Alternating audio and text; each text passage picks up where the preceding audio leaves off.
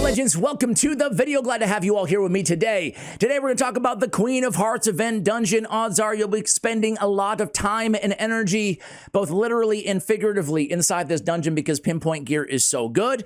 Today I want to share with you, this is day one. Disclaimer here, I'm sure more refined strategies will emerge over time, and I'll be sure to update and bring future videos on that content. But so far, we have a pretty good handle on this dungeon, right? We know the components that we need. We need damage, aka HP burn or burn activators, or enemy max HP. And then we need control, and then we need like support, cleanse, revive, right? So today I want to share all the top champions that I'm seeing early on. Some will be more free-to-play friendly than others. I'm going to leave mythicals pretty much off the list, although like champions like Gizmac are going to be an absolute just monster. Actually, Carnage is pretty good for spreading burns as well. But let's talk and start with the fundamentals. I'm going to share you kind of a more accessible team here, a bit more free-to-play friendly. Then I'll show you the main team that I'm using on stage 30. This is stage 20 right now. I have Scylla of the Drakes as a healer, a reviver, and a stunner. Really good champion here. She's not bringing a lot of buffs. She's not going to activate. You're going to be careful of buffs, obviously, in this dungeon.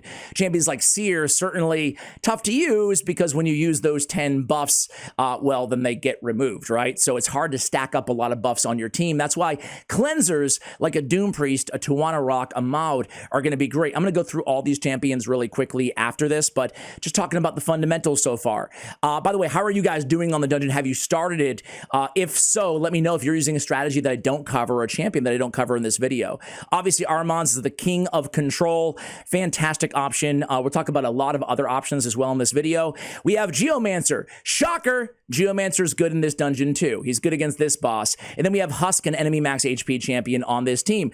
So again, it's just showing you like what a kind of a blended strategy of HP burn vis-a-vis Geomancer. I have an updated Geomancer video going live, just talking about how he still continues to dominate this game in 2025, probably in 2 or 3 days. So be on the lookout for that. But yeah, my girl Scylla. I love Scylla of the Drakes, man. She really is super solid inside this dungeon with that stun and the heal and the revive, right? So let's go ahead. I'll show you my main team really quickly, and then we will go and take a look at some of the top teams and then all of the top champions being used early on here on day one. So my stage 30 team, guys, try not to cringe, but it just goes to show you the power of any max HP, right, in a reset. I have a reset champion in Yameko. It could be anybody for that matter. And then I have Odin, and then 3 enemy max HP champions, 2 Newts and Acresia. I could easily use another enemy max HP champion for Acresia there. I don't need all 4 of these enemy max HP champions to land a hit here because there is a little bit of RNG involved. It's a 100% success run, but there could be some fears or true fears procs from Timid. So basically, we go in with Odin. Odin is an absolute maniac. We'll talk about why in a moment, but it's pretty obvious. He's removing buffs, placing decreased defense, and an enemy max HP ability all in one kit. He's absolutely busted. So here we go. A little RNG here, depending on exactly what true fears proc, but eventually we'll get one, and there we go. So that's my stage 30 team, really relying on resets plus enemy max HP for the 5th time. All right, let's talk about all of these champions that you guys can use and hopefully inspire you for building your team. All right, so let's talk about control, guys. We just spoke about Odin, but just to review, he has the buff removal, he has the decreased defense and the stun on a 3-turn cooldown, and the enemy max HP, and the block damage. This guy is insane. Buff steal on the A3 as well.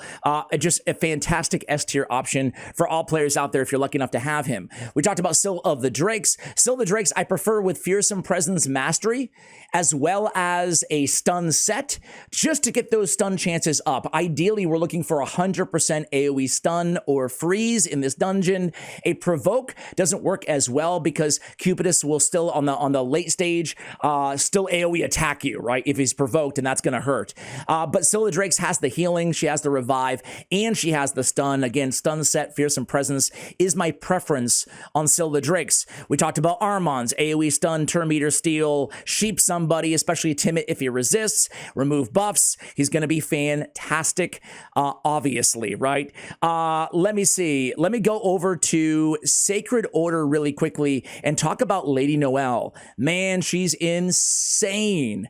One of the best supports out there in the game, an insanely good fusion. If you fused her, you probably know what I'm talking about. An AoE revive on a 3-turn cooldown is great to begin with a 50% turn meter fill. You can get back to it so fast, but you can also AoE freeze. Oh man, if Sir Nick's on the same team, it can't be resisted, but you don't have to run her with Sir Nick. She's going to be great anyway. Just build her with some accuracy. Lady Noelle is very, very, very good in this dungeon as well. Let's talk about some of the best out there. Again, Gurgo the Augur. Oh man, talk about from worst to first. He's going to AoE freeze and then grant an extra turn, go in and place a decreased defense at the same time with an extra hit on targets under freeze. Man, Gurgo, he was made for this dungeon, similar to Odin vibes there. Let's talk about a damage dealer and nuker hybrid. A lot of players are saying that Tamisha might be the best champion in this dungeon overall, one of the best control / damage dealers. She has the AoE stun on targets with 50% turn meter or more, which is going to be the case on your opening move. And she's got the burn, and burn is so pivotal in this dungeon. Again, we talked about that. It's one of the hottest strategies, obviously, in this dungeon. And this burning regret can smack for each active HP burn. You get that extra damage. So we're looking at Tamisha as both a damage dealer and also a stunner. Tamisha is insane in this dungeon. Let's talk about another epic option for you guys. My favorite epic for this dungeon for control is going to be Cryoed in the Blue. This guy has an increased speed and a turn meter fill, which is useful, but he does have an AoE ×2 freeze. 3-turn cooldown, 65% chance on both hits. That's really dependable. It's one of the most dependable freezes that you will find from an epic champion. I guess Luria might be in the conversation, but I love this ability, and I think that Cryoed in the Blue is probably going to be one of your best bets for an epic control for this dungeon. So let's talk about damage, guys. Obviously, Marius, he's going to be insane, just like he is everywhere else in the game. You have to be careful about his buffing abilities, but just that Death or Glory ability, plus the AoE with the Enfeeble, is very, very nice to have in this dungeon, as where basically everywhere else in the game is going to be a beast, right? So let me go through quickly all the obvious enemy max HP champions. They're all going to be fantastic in this dungeon. So super anecdotal, but I was getting more damage out of Husk than I expected here, even compared to Royal Guard. Again, anecdotal based on, 5 to 10 runs, but Husk is going to be a great option for his Despair ability. And the reason I like him more than the other epics out there is because he also has that stun. Can be a good kind of backup stunner. If you don't have any of those 100% stun or freeze champions, Husk is going to be your man for damage and for control. Now, as you saw in my video, we have Newt, obviously, is going to be insane with a Blessed Bash ability, going to be a go-to for everybody who has him, and Acresia with an enemy max HP ability on every single skill. They're going to be steadfast options for all of you guys if you're lucky enough to have these two champions. And I'll give a very quick call out to Septimus. Doesn't get a lot of play nowadays, but he is an enemy max HP option. You only really need him for the boss, so it does, nice work on the Holy Sword ability. And of course, Royal Guard being kind of the last option there. Not last in terms of he's great, but last that I'll mention in this video with a takedown ability.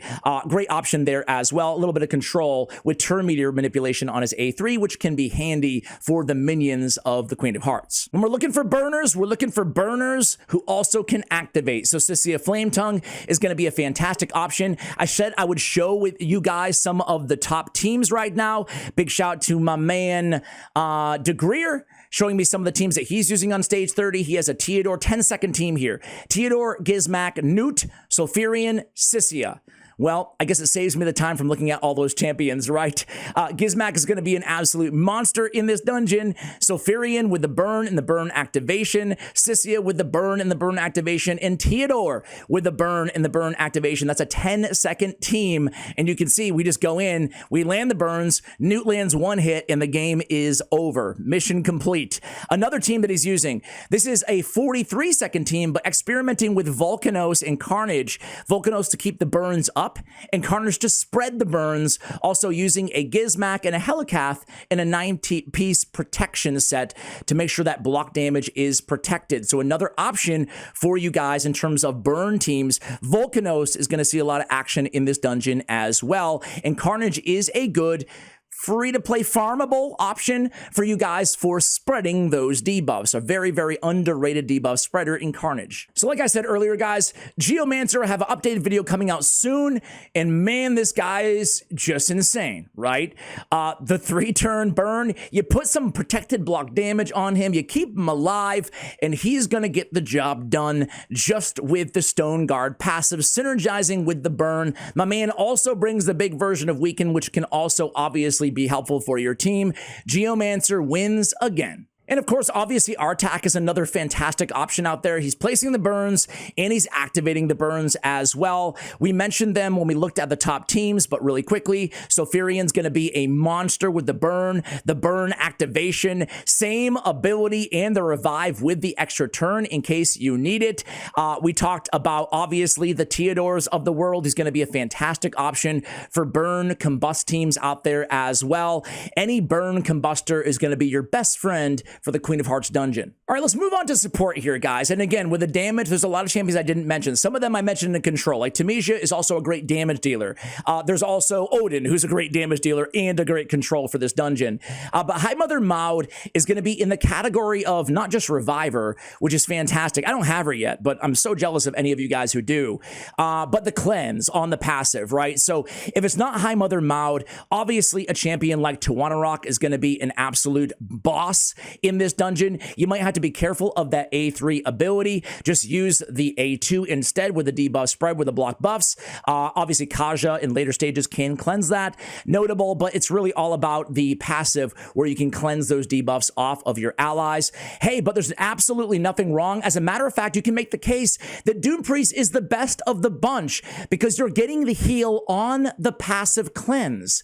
The cleanse and the heal, and just be sure to turn the A2 off, right? You don't want to mess with the buffs if you don't need to. So I turn the A2 off in the team setup, and I just run her in Relentless Gear. I would run all 3 of those champions, by the way, in Relentless Gear, and have her cleanse and heal for your team. Doom Priest is going to be insane, and that's awesome for a lot of players out there, considering she's a legacy old school champion in the game who's still useful in brand new content in the game today. The next category of champions are going to be ones who have block debuffs or strong cleansers with protection sets. 9-piece protection if you can.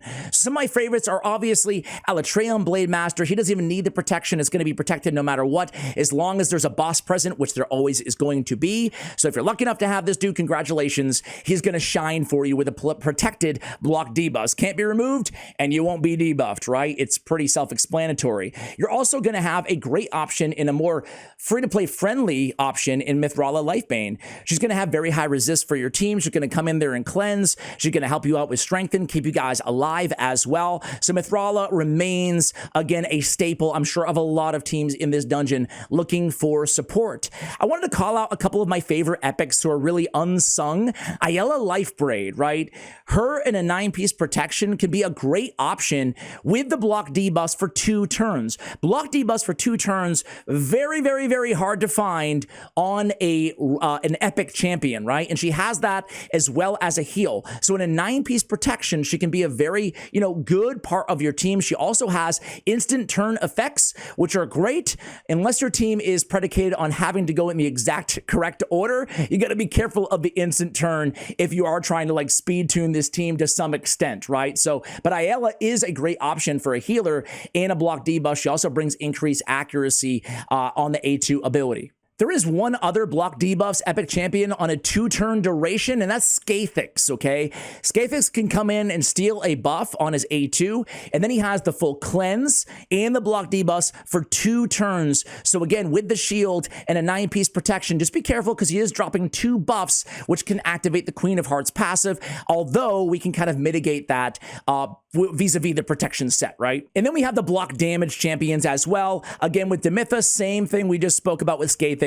It is 2 buffs, so you're going to activate the Queen of Hearts buff removal, but a 9-piece protection, she can be an option for block damage for your team. Of course, Helikath is being used a lot as well early on here. I showed you a screenshot from one of those teams. He has the block damage for 2 turns on a 4-turn cooldown. Just make sure you're running him in a 9-piece protection set. Very important that that's not removed because you are going to trigger potentially that passive of the Queen of Hearts. All right. right, guys, so I showed you 4 teams, a bunch of champions to consider. This is by far not an exhaustive list. There's a lot of champions that I did not mention in this video that serve some of the same utility, but again, I kind of want to inspire you guys when you're starting to build your first teams and starting to progress in this dungeon. Let me know if you're using a different strategy or a different group of champions that I have not mentioned in this video, and who knows, maybe I'll shout you out or your comment out in a future video. Thanks for watching, and as always, take care, guys.